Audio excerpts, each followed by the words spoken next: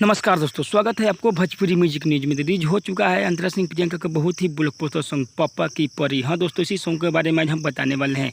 Full audio song release हो चुका है यूट्यूब चैनल पर। तो आप लोग जानिए किस चैनल पर सॉन्ग रिलीज हुआ है और कब हुआ है।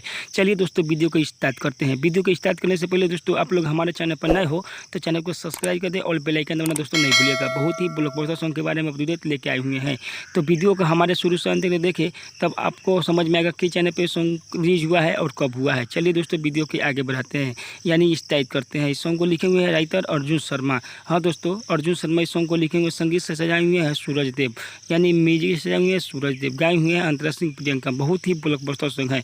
तो आप लोग इस सॉन्ग को नहीं सुने हुए हैं तो जाइए यूट्यूब चैनल पर, बहुत ही ब्लॉकबस्टर रिलीज हो चुका है पप्पा की परी। हाँ दोस्तों, पप्पा की परी song full audio song release हो चुका है यूट्यूब चैनल पर। आप लोग नहीं देखे हुए तो जाइए यूट्यूब चैनल पर।